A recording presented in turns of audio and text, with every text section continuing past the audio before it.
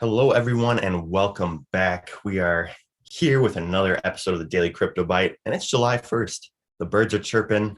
The crypto market's looking a little rough today, but that's okay. We're still seeing some low vol. Plenty of technicals to talk about, CJ. I've seen some pretty interesting formations emerging. And one thing I want to touch on today is something that you've been talking a lot about over the last week, and that is the 20 smooth moving average, because that thing is basically an iron wall for bullish price action, and nothing is Great getting wall past. of crypto. It is the great wall of crypto. Nothing seems to be getting past that thing right now. So we'll dive into it. We'll look at Bitcoin, ETH, and we'll tell you guys what we're seeing. Without further ado, let's hop into it. Let's pull up these disclaimers real quick. But CJ, how are you doing today, my friend? How is the first day of July treating you? It's great. Great. Good summer here in Chicago. Hopefully you guys, viewers out there, got paid yesterday. So maybe a little new capital, fresh capital to throw out onto the board. Not financial advice, by the way, but just kind of saying that. Yes, and before we get started, CJ, how about Stormex? I know one of our good friends, Carl Phillips on Twitter, tweeted that he had some nice gains in that as well. And I know Kevin Sorbonelli, another one of our members, was talking about trading that last night. Well, Stormex got listed on KuCoin. There's also a big announcement coming today from the founder and CEO, Simon Yu. So, in anticipation of that, we've seen some very positive price action over the last 24 hours.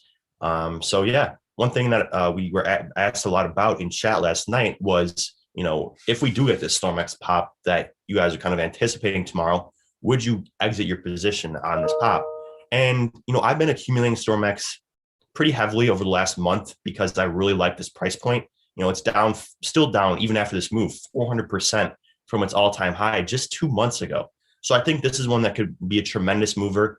I do encourage you to take profits if you entered a trade, just last week and you saw a 100% move in a week. Yeah, naturally you should take profits, especially given the current market conditions. You should, pinch those pennies wherever you have the chance. So yeah, I mean, I'm sure we're going to see some profit taking today in Stormex. But for those of you that were in on that trade, well done. Yeah, that one was a Doge from earlier in the week, I believe. Yes. Just that moving average, that 20 smooth moving average on the 1 day, it's at like 0.2% or 22, what you would call that. And so that's just been very tough resistance. I don't know if this is going to turn into kind of a sell the news type event after we have, Simon's AMA and all of those things happening with Stormex kind of later today or down the week. It depends, I think sometimes when we've seen things like Coinbase listings, we've actually seen rallies for about 5 days after that initial rallying. I don't know if KuCoin has that type of market influence to be able to force that type of volume rally. I guess we'll have to see. Maybe if the crypto market collectively was in a more bullish postured trend, we'd be able to, or at least I'd be able to be a little bit more bullish on Stormex. But I don't know. We'll have to see how things play out kind of into the weekend. We just haven't seen any volume. We haven't seen any excitement or enthusiasm coming into the marketplace. There's Monty with his Silk Road shirt. But, yeah.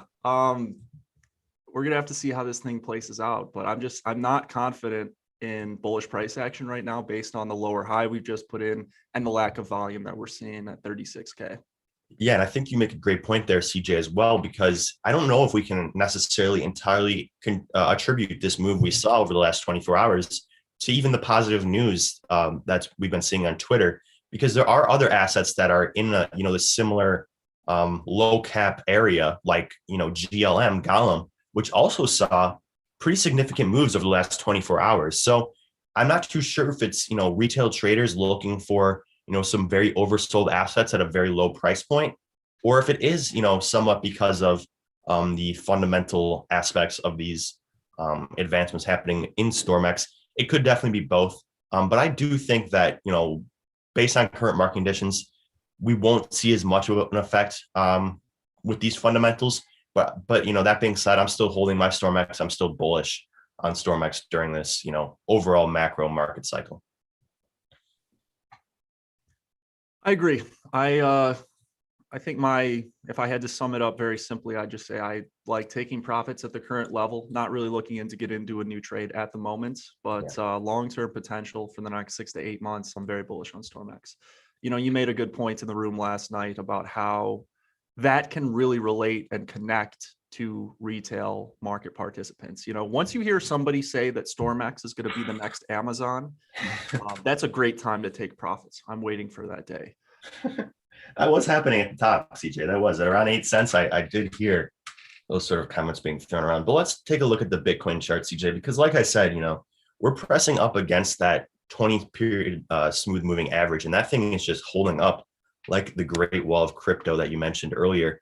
And it's not just in Bitcoin as well. We're seeing this 20 smooth moving average across the board act as pretty solid support. So one thing that I think is definitely worth noting is the fact that we put in this sort of lower high here. We tested the smooth moving average last week as well, or 2 weeks ago, were rejected, sent all the way down to 30K. And now we came up and tested it again. And I think that's one reason why we weren't able to see as much legs on this run up, because of the fact that this smooth moving average is turning down and kind of suppressing the current price. But CJ, what are you seeing in terms of Bitcoin price action and perhaps the 20 smooth moving average? That's been the dictator of the entire trend. I mean, it clearly showed us when we were in the uptrend, and now it's telling us that we're in a downtrend and almost a bear market, or what would constitute a bear market in terms of just trend posture. But we have a really good question from one of our friends, Lucas Bradley, in the comments, and he says, CJ, what would constitute good volume for Bitcoin? And that's a really good question. So all throughout our uptrend, we saw pretty increasing volume, at least at the start when we went to like 20K to 40K. And so that shows us that we have, more people who want to join in on the action. We have high volume players coming to the party. Right now, what we're seeing is consistently decreasing volume in terms of an average throughout like the last month or so. So that's good in the sense that bears are running out of sell pressure. They're not really looking to sell, but at the same time, buyers aren't willing to buy either. So what would I be looking for in terms of good volume? One of my favorite statistics to look at is kind of average trading volume for a particular day. If we go over, say, 20% or 30 or 40% above average trading volume for any given day, and we can break some critical resistance levels, that's what I want to see from Bitcoin. So it has to do a lot with measuring Bitcoin's volume relative to kind of that moving average in volume as well, if that makes sense. So that's ideally what I would like to see, a massive increase in relative trading volume. And CJ, one thing, so you launched that volume course yesterday with some of the volume oscillators, and I quickly just threw a chart in here. It's not perfect, but you mentioned this in the course, and I thought it was super interesting. You want to talk about the CMF and sort of the divergence we saw between price and the money flow during this rally, because I think this is really important, and I think it ties in with Lucas's question about what we're looking for in terms of volume and money flow for that next leg up. Yeah, thanks. I really like this chart. I'm glad you brought it up. But Chaikin money flow, the CMF, is that green line you see at the bottom of the chart. And that shows us basically what I was just talking about, the momentum of capital flowing into the space. And as you can see in our initial leg up in the bull market, when we went to about 20, 30K, that first leg up, volume was extraordinary. We had a consistent increase from September to, basically the end of what you would see there in like, it's like December 2021. Yeah, thank you. That's much easier. So we had increasing strength. That's what you want to see. That's ideal. And that was really what we wanted to see at that particular point. But once we started getting up into the upper echelon and the upper tiers there in that second leg of the bull market, we started really kind of having a bearish divergence in terms of the CMF. You can see that it decreased and really dropped off there after a while. And that's because no real true volume players were coming into the space. It was mainly just retail participants buying the top on low volume. But now what we're seeing is the opposite. We're actually seeing price declining, but we're seeing a bullish divergence in the CMF. And we're seeing that people are actually willing to accumulate at these levels as price kind of goes down. Now, usually we need about 2 to 3 confirmed higher lows in order for the trend to reverse. So we certainly could go down to say 27, 25K if this 32K level doesn't hold after being rejected. But it's still good to see that the CMF from a macro time frame is turning up and is ultimately showing us that people are willing to accumulate at these levels. Yeah, thank you for that, CJ. When I saw that in your course yesterday, that's something I don't see mentioned all that often on Twitter. But in hindsight, it seems very clear that the lack of new money flowing into the space was a clear indicator that we were kind of approaching a top here. So glad that we have that in the arsenal now. We'll definitely be looking at it, in the next iterations of this market cycle. So thank you for that. Well, let's move on to ETH. Or you got something to say? Go ahead. I was just going to say that for anybody thinking about learning TA in the Market Rebellion Education Center, we have 12 full courses now on technical analysis, as well as a lot on fundamental analysis and DeFi and some others from Monty as well. We're going to be adding another course as well throughout the end of the week. So we want to continue to bring you guys that quality education on all various types of indicators and methods of analysis. Thank you for that topic right there. But yeah, let's move forward with ETH then, Monty. Okay, yeah. So ETH, CJ, same thing. That great wall of crypto holding very strong for ETH. We saw some great price action over the last few days. I was very shocked by that rally we saw yesterday. It kind of took me off guard considering the state of the rest of the market, but it ran all the way up before getting rejected at that 20 smooth moving average. I also highlighted this critical level here marked by the yellow line, which was a critical level on the way up. We hit some resistance here. It kind of marked that new paradigm in the ETH price action where we started really to go parabolic. This was kind of the level that we took off, about 22.75. It also has been a critical level on the way down, as you can see as well, acting as support on multiple occasions and establishing this critical level with this TD Cell 9 Doji candle right here. So this, for me, is going to be the level to watch over the next couple of weeks. I think that in all likelihood, until we get an increase in volume, I'll be watching the CMF for this as well. But one thing I think is likely is kind of a range bound market between the current price of about 22.75 or even as high as that smooth moving average at about 2,300. And then this lower bound here at about 1886. A lot of people have been asking me if I think that those lower levels of 1900, 1800, even 1750 are out of the cards given the 5 days of positive price action. I definitely don't think so. If we had seen more volume and if we put in perhaps a higher low and we were able to get above this 2800 level and consolidate up here, then yeah, I would be much more encouraged. But to me, this was just kind of a false rally, and really not too much has changed in the overall market for ETH right now. Yeah, I agree. I'm sorry, there's not much to add. It's very similar to Bitcoin. I wish there was more to say at times, but sometimes the best thing to do is wait. And I just don't think that, given what we're seeing in terms of the volume profile and even in terms of what we're seeing in terms of the candlesticks right now, it just doesn't look likely that ETH is set to break above that smooth moving average. So I won't be entering into any long trades likely for the remainder of this week. We'll have to see how the weekend shakes out, but I anticipate that we'll have some selling going on this weekend based on what we saw earlier in the week. But that's about all we got for the big dogs today. CJ, did you have a Doge of the day today? No, I'm going to be sitting on my hands today. It's just we're not seeing any volume. I think until we do, there's strong resistance. We got the Williams alligators. We got all of those resistance levels coming down at 36 and 35. So until we get some strong volume above there, I'm going to be neutral to bearish. Although we do have some interesting news. We have two big players, two real whales coming into crypto as of yesterday.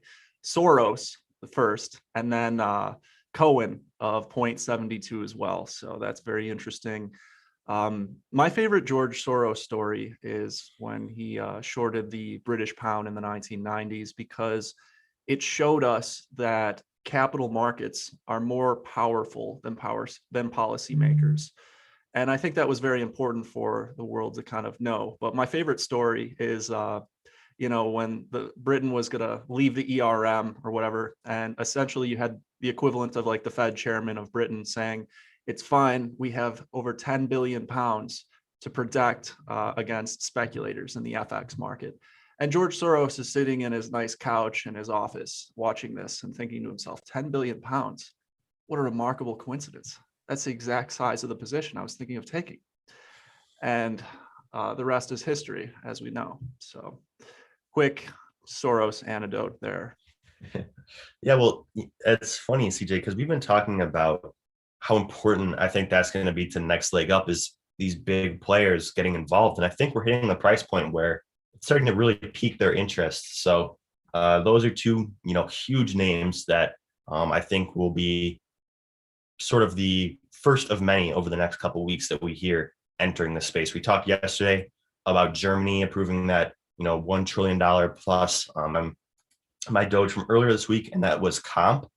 When I picked this earlier in the week, we were down here hitting this TD sequential by 9, and I waited for this confirmation in this bullish candle right here. We got it, so I told you guys that I was entering a trade with the goal of taking profit at around $399 at this 200 period moving average. Well, as you can see, this smooth moving average has kind of thrown a monkey wrench in my plans here and come down, and it's really started acting as as resistance here for the current price action of Comp. So if you are still holding this position, consider looking to take profits, because based on what we've seen in ETH and even Bitcoin, a lot of these assets are getting promptly rejected at very similar levels. So it definitely couldn't hurt to take some profits around here, especially considering the price action we've seen in the subsequent 4 days, and how little room there is left until completion of this formation. So I don't think there's any need to kind of get greedy and squeeze this last $50 out of this position. I think that now that we're hitting this resistance, it'd be a great time to take profit or even exit the position altogether. So that's my follow-up on my Doge of the day today. Well, I see in the comments one of our friends from the community, Brad Smith, says that the Market Rebel courses are alone worth the price of subscription, in my opinion. So thank you, sir. Glad to hear that you are enjoying those. But if you'd like to learn more and ask Monty and I questions, basically 24/7,